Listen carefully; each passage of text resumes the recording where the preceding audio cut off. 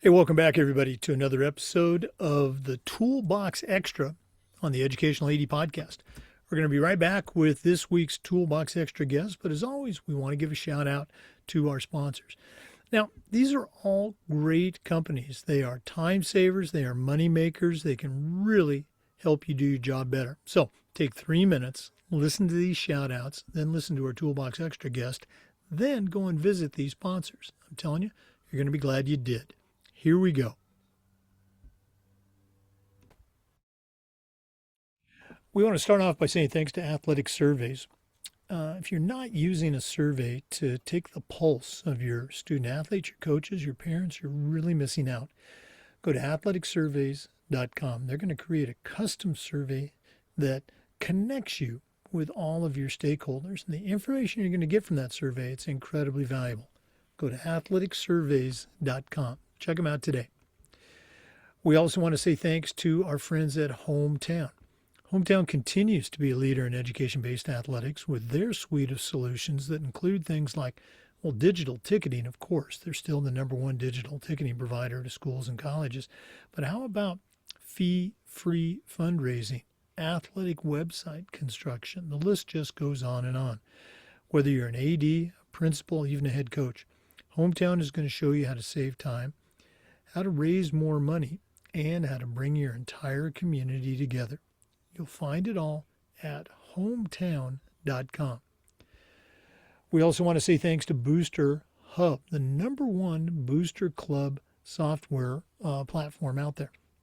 Things like sponsorship payments, concession sales, spiritware, all of that is handled through their secure system.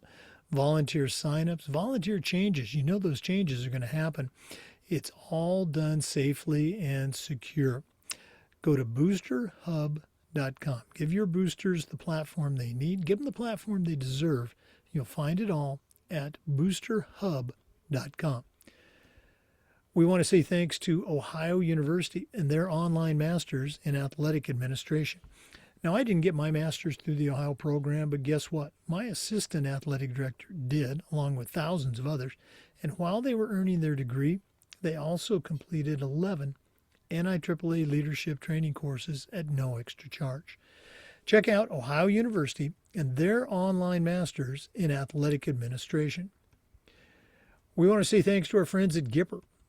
Go to Gipper.com. It's the modern marketing platform that makes it easy for any athletic department to look like a D1 program without spending extra time or hiring a sports information director. Gipper's used and trusted by over 20,000 high school and college programs. It's professional graphic design made easy. How easy? So easy, even I can do it. Create and share, schedule all your social media in one simple platform. That's Gipper.com. And don't forget to mention the podcast. Let's say thanks to Home Campus. Scheduling, rosters, results, communication, facilities, all of this and more you can do from the Home Campus platform. Did I mention athletic eligibility and clearance forms? That's a game changer in and of itself. Check out Home Campus by going to homecampus.com. That's it, homecampus.com. We want to thank Vital Signs Wall of Fame and Beacon Creative for their support. Now, Wall of Fame has been helping schools bring their legacy to life for over a decade, but Beacon Creative has taken it to a whole nother level. Beacon is a content creation service, and they're going to take your stories, your history, your kids, your coaches, and come up with compelling narratives that you can then share on your social media platforms, maybe a Wall of Fame board. You really got to see it to believe it. I want you to email John Townsend. You can do that at John, John, at beaconwalloffame.com. Beacon and Vital Signs Wall of Fame. It's a winning team. Let's also say thank you to Huddle. As a football coach, I used Huddle for years, but when I became an athletic director, I made sure that our school was a Huddle school. And our coaches, I'm telling you, all of our coaches just love the tools that Huddle provided. Our student athletes love the videos. Our parents love the streaming. But guess what? There's a whole lot more.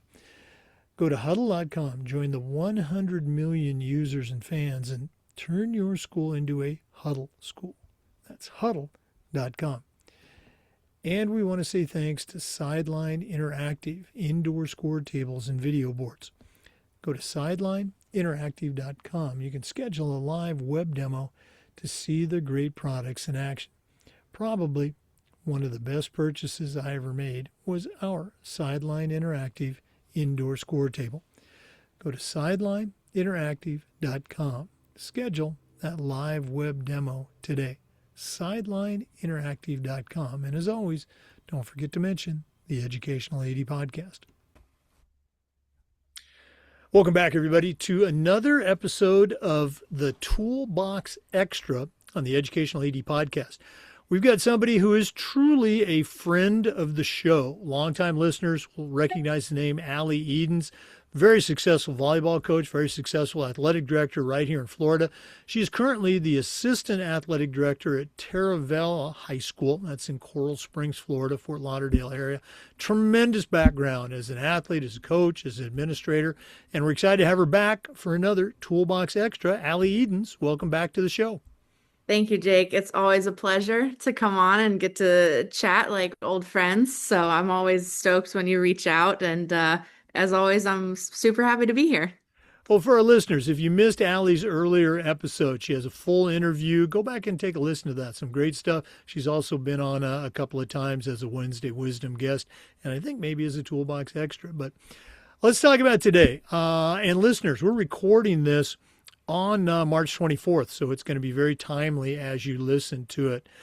Allie, you talked about the elephant in the room. We'll let the cat out of the bag. You and I were talking about the current, and I emphasize current, state of high school transfers in the state of Florida. I've joked at a number of state conferences before that Florida's had the transfer portal for high school for several years because it's a state statute. Students are allowed to enroll at schools just about anytime they want to. And literally, we have students every year that they play a fall sport at one school.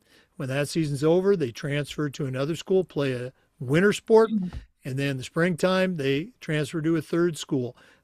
Coaches don't like it. ADs don't like it. It's currently a state law. I guess there's some hope that that law might be changed, but what are your thoughts? This is your Toolbox Extra. What do you want to talk about regarding high school transfers? Sure. So I think you kind of hit the nail on the head already a little bit with, it is a Florida statute. We have to allow, students and families to choose what path is best for them, which is fine. We don't want to, impede people from making the decision that works out the best for their families. But the state, whether it's the governor's office or FHSAA or working together even, to really come to an agreement on how to regulate this a little bit more. Because even when I was in high school now, 14 years ago, we had transfers. It happened. There's all different reasons. You meet good cause policy, your family moves, even if it's within city limits. And you go from the high school that's on the north side to the high school that's on the south side. It happens. So it wasn't irregular. However, the way the state of things are right now, being involved in athletics in the past 5 years, I have seen athletes who become seniors and they've been at 4 schools in 4 years. That is insane. I don't want to get into the preventing a family or a child from making a decision if that school is the best fit for them. But when we specifically know that these students are school hopping just for athletics and they're doing it under the guise of regulatory paperwork, then how do you regulate? How can you dictate and figure out where these kids are coming from, where they're coming from? Why are they switching schools? Has there been illegal recruiting? And are there even NIL deals that are being mentioned, possibly in the legal aspect, but also under the table? So I think that the state both the legal portion of the state and the FHSAA need to be able to sit down at a table and come to to formulate a better process to regulate this, because the transfer is out of control. I mean, you have teams down here, especially in South Florida, Broward County and Miami-Dade County, that you've got certain teams. I won't name which sports, but you've got possibly 20 to 30 non-traditional students on one roster. And I've even seen a very interesting aspect that people don't think about. But when you have teams that are full of non-traditional kids, actually participation as far as fans in the stands lower, because a lot of those students aren't walking the halls with traditional students. Therefore, that bridge has then been broken, and none of the student bodies are going out to support these games and to support these teams because they don't know who these kids are. And you have all-star teams that are basically under one roof, even though these kids don't go to school there. And it also gives a different issue of behavior on the field or the court or whatever, because I'm not naming specific teams with specific sports. But if when the non-traditional kids come and participate in sports only, which again, they have that right, it's the state statute, but when kids aren't physically attending school and being or that school and are in participating in other on-school campus activities, they don't have that bond with the school. Therefore, if they act out on the field or the court and get an unsportsmanlike conduct, they don't care. Or I don't want to put words in people's mouth. I won't say they won't care, but they don't care as much because it's not a reflection on on them as much as it is the school. So there's a lot of different aspects that are involved in this unruly, unregulated transfer um, habitat that we're in right now that I think more people need to start thinking about. Yeah, and again, hopefully, from in our opinion, I think we both are on this of the same mind here, that there is some movement at our state legislator level to, write a new law or rescind this current law and go back to what many would consider normal. That when you enroll at a school in August, September, whatever the school is, you're attached to that school for 1 year. And as you mentioned, you can transfer to another school for academic reasons, but you are no longer eligible to participate in sports. We talk about, we believe in education-based athletics, athletics that are Mhm. part of the school. And, we just seem to be, the line is being blurred between let's say, the travel and the AAU sports where you can play for anybody you want to, which is Right. great. But hey, it's my right, and right now in Florida it is, Yeah. to play for anybody I want to at any time. It's just, Mhm. I show my age. You talk about high school 14 years ago. Try 50 for me. I had my 50th reunion last summer. It used to be. Was it this way when you were in high school? I'm curious. As a kid, you couldn't wait to wear that high school uniform. Boy, I Yes. can't wait to play for my high school. And now, so many kids, not all, but so many, well, how many touches am I going to get? How many reps? Am I going to be a starter? Right. It's just much less about the team than it is about the individual. I would 100% agree with that. I mean, for me and my high school experience, for being such a new high school, because my freshman year was the first year the school was ever open. So a lot of our sports teams were very much building when I was there. But even in our first 4 years, a lot of our sports teams won district titles first, second, third year open of school. Like it was very unheard of. But it set the precedence for athletes saying in the middle school, the feeder school being like, "Oh, I can't wait to go there. I can't wait to be part of that program." And now the availability that's out there for students just to kind of hop around and go wherever they want, it really doesn't lay a good foundation for a lot of the schools that are out there. Like even everybody kind of makes the joke that, the private schools poach kids because they can offer the scholarships and whatnot. But now that there's, NIL stuff and things that are out there now and promises of playing time and going to a district or a regional or a state level, like if you come over with us, it creates a very unstable foundation of loyalty. And I won't even touch the college transfer stuff right now, but it's trickling down to high school very fast. And so it's giving kids this idea that, whoever offers me the better thing, I'm just going to jump. So you can have a school that has a phenomenal, whichever team your pick, 1 year, and then boom, another school is able to offer them something else that's bigger and better. And then that whole squad or half of that team leaves. And then you have a possible state contending team that then is left with what the next year. And it makes everything very, very unstable. It also makes other schools kind of like stepping stone schools. And so like say you have a high school that doesn't have as strong of a program, but they have good coaches and they're trying to build said program and the kids are gaining, they're getting better. But then as soon as they pass that threshold, boom, they're off to another school. And then where does that leave the original school? They're starting from scratch year after year after year after year because they might not be able to offer what some of these others offer. Even though if kids just went where they were supposed to go, then you'd have that kid all 4 years.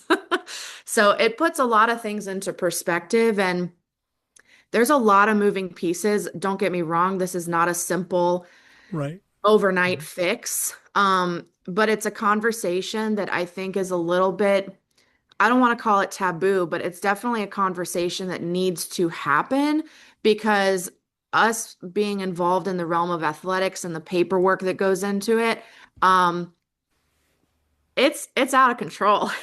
It's crazy. And again, not wanting to impede on a family or a child making a decision that's best for them, but I think it goes without being said that a lot of these transfers and this hopping is not necessarily based in,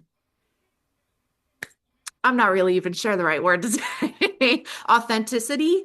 Um, Oh, you think so? You think yeah, people are misrepresenting themselves sometimes? Yeah. it's possible. It's possible.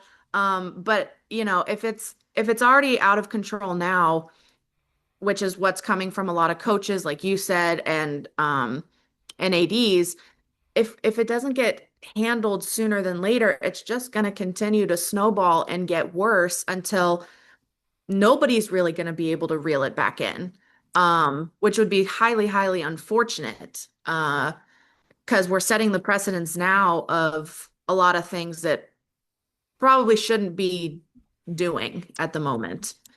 Well, again, you bring up a ton of great points, and I think, and again, I'm retired, so I have all the answers.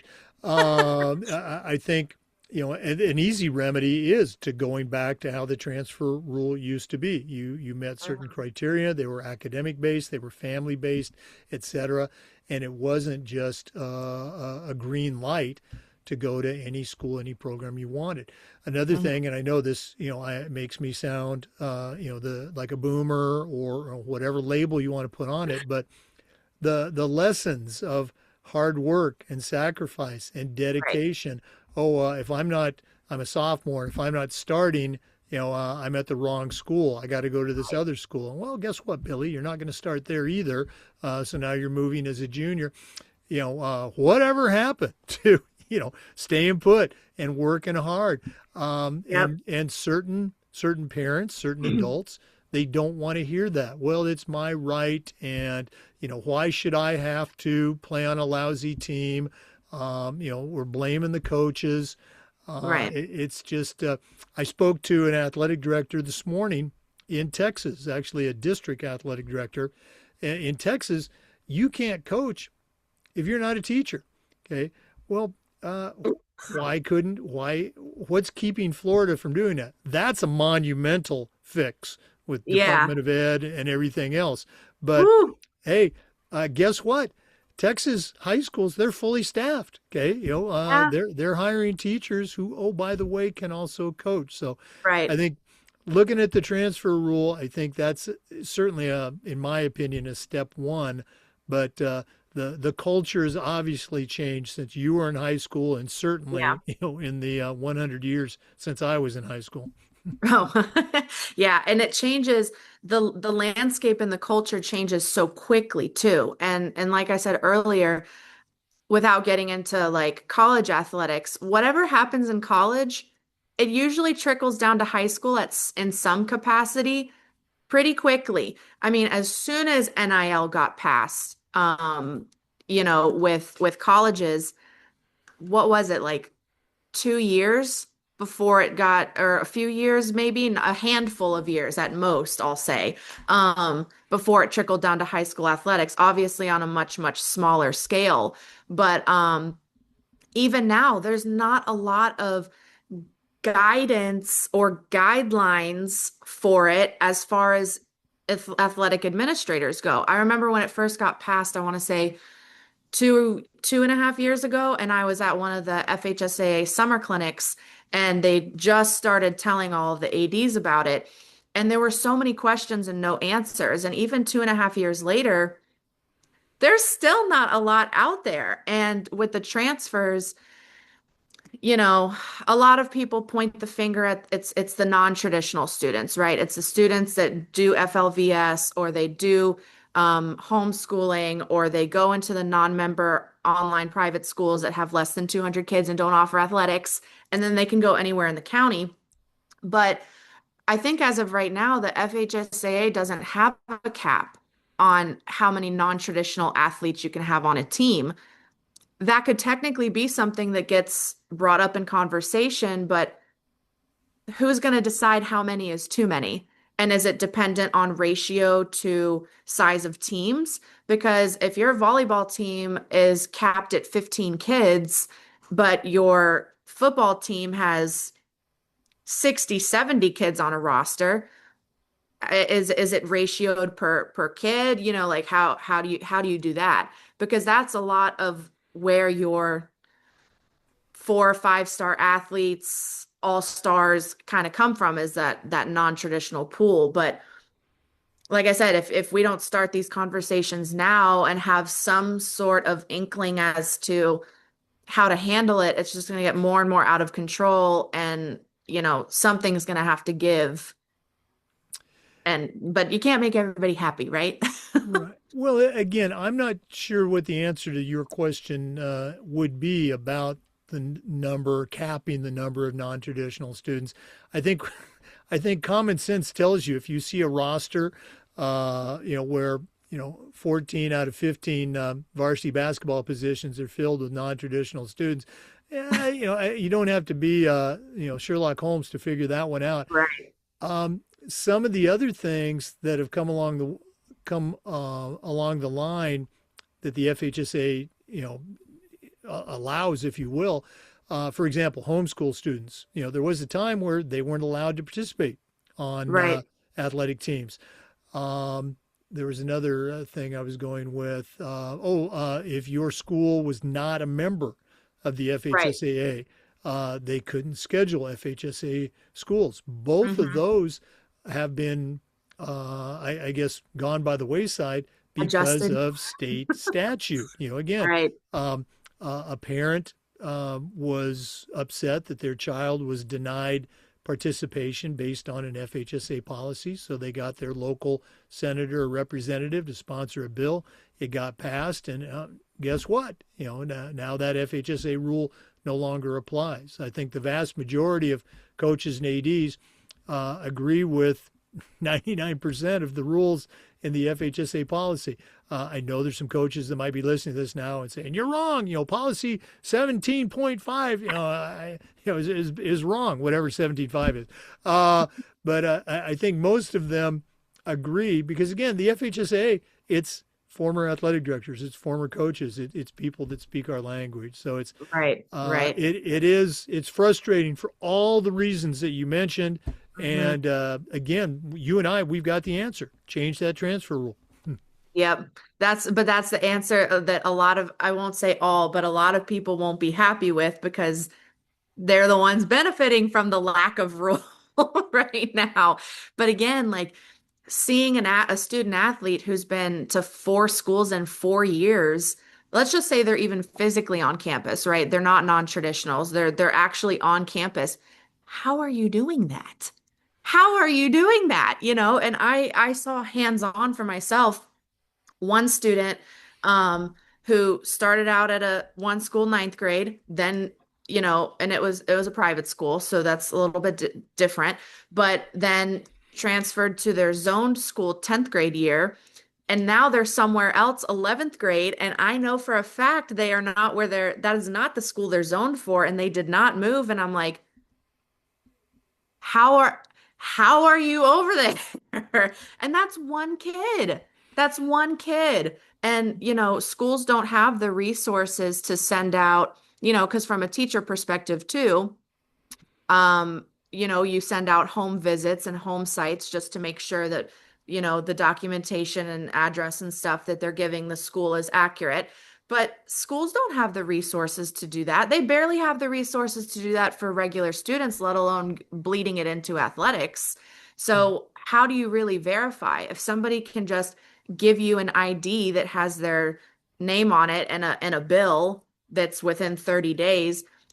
We all know that people use other addresses for stuff. How easy is it to use your brother or your uncle's or your, best friend's address for your cell phone bill? Like Mm. it's just, but how do you regulate that? Is there even a way to regulate that?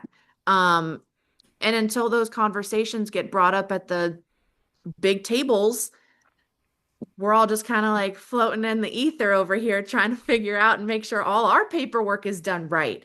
Because of course, if a family gives you falsified paperwork, but technically it passes all of our current regulations, but then later is found out to be inaccurate, who's on the line for it? We are as Mm. administrators, even though we did our due diligence and we did what was required by us by both the county and the state level. We're that punching bag if Right. it goes south. So I think it's just the perfect storm of lack of regulation, lack of accountability on multiple ends of different parties. But how do you fix it, you Mm. know? Well, let me ask you a specific question. Now, you were a very successful, head coach, championship head coach, and at the same time, you were the AD. Hmm. How did you, as a coach, navigate the potential of kids being able to leave your program, and after you had invested time and your staff in coaching them Hmm. up? Did you address it at all, or did you just, hey, we're just going to coach you while you're here and do the best job we can? Are you referencing like program, like my specific volleyball program or my program as the athletic department? Well, Or let's start with your program as a head coach, and then we can talk about athletic director. Okay, so for my program specifically, I mean, I think what gave me a little bit of an edge compared to other coaches is having gone to that school and having played for that team myself, because that was always a really good talking point at my parent meetings when we would first start the year. Like, hey, I helped, open the school. I was on the first roster team. Like, I know what it's like to wear those colors and fight for that for the school. So I think that really helped like reel people in and get people to buy into the program. I also spent years adjusting and perfecting, like it wasn't, we didn't just have a uniform on game day. I had them have practice uniforms. We were a team all the time, all the time.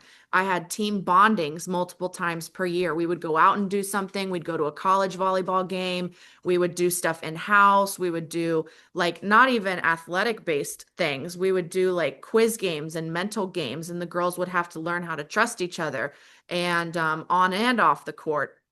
And so it was really just a conglomeration of things that allowed students to and athletes that wanted to be a part of the program. And even having a JV and varsity program, I'd keep maybe 30 kids, like 28 to 32 kids would be my max, or my range. And there were some years I had 120 kids show up to tryouts for volleyball, which was wonderful. I love it because then that means we're doing something right as a coaching staff. But it stinks to be like, I gotta cut like 90 of you, and say that best of luck. But that I think that just is a testament to showing, like, that the program was doing something right with our ways of running everything. And to be honest, in the 8 years that I coached, I don't think I had really anybody walk away, except for one that I could remember. That was a very specific reason, but it wasn't the program reason for them walking away. Well, Um, word so got out that, hey, this is a cool program. You're going to get coached. It's something kids want to be a part of. That's great having those right. numbers. Now, as an AD, how did you approach that same topic, retention, if you will, Mhm. with your other coaches? So I think, again, I had a very different edge as the head AD over there because I had coached side by side with all these coaches before I took over as an athletic administrator. So I had already had a lot of trust built with them because, we'd been on the sidelines together. Um, but it was really like instilling the belief in my coaches that, hey, at the end of the day, you give all that you can give, you say all that you can say, redirect, you condition, you practice, you do games, like you have learning curves with the kids. And at the end of the day, you can give everything and people still might choose to walk away. But it's how you invest in each of the teams, right? And as an AD, I I think by the end of my second year full term, I had expanded our budget by 450% from when I took over. So I was able to really give the coaches all of the tools that they needed, all the equipment they needed, replacing things that hadn't been replaced in who knows how long. Um, and so when coaches are being fulfilled, it's kind of like that. Oh shoot, what is it? Comparison of, how you pour into somebody else's cup. If your cup is empty, you can't pour into anybody else. So if coaches they don't have the resources, they don't have the equipment they need, how are they going to pour into the kids and be able to keep the kids? So by adjusting the department's budget, and I was able to do that, and then coaches are able to feel invigorated, and then this kids see that, and if the coaches have the energy and they have the necessary products, then the kids are going to buy in. I also always recommended and kind of suggested to my coaches that they always do like a charity event. It doesn't matter what sport, pick one game per season and make that your charity event, whether we donate the ticket sales to your specific cause. If you want to sell t-shirts or your concession stand sales go to, said event. Our baseball team was really good at doing their Bats Against Breast Cancer tournament in October. And I think within like the last decade, I'm pretty sure they've raised over like $100,000 for that charity. So being able to have the kids care about something that's bigger than themselves and seeing the parents buy into it and then therefore the community buy into it, that's how you get kids to stay. No, again, it's a textbook masterclass on how to address that problem of retention. We're Right. gonna we're gonna work hard and make our kids want to stay here. Okay, Yeah. very cool. Allie, always great to spend time with you. I don't think we're going to solve this issue today, but I am glad we No. had a chance to talk about it. If one of our listeners wanted to reach out and connect with you, and listeners, you got a tremendous resource here. That's why we keep having her come back on the podcast. How do they get in touch? How do they connect with Allie Edens? Sure. So my professional email is allison.edens@browardschools.com if you'd like to email me. I'm a millennial, so I do not miss notifications. And if you want to reach out to me on social media, my Instagram is Allie_Edens, and I'm also always on there and never miss a notification. Well, thanks as always for sharing with our listeners. All the best moving forward. Thank We're you. definitely going to be bringing you back on the podcast and Always. um, enjoy that great South Florida weather. I will. Thanks, Jake. Thanks for having me, and we'll see you guys next time. Okay? Hopefully, we'll see you at FIAAA coming up in Yes. May. Yep.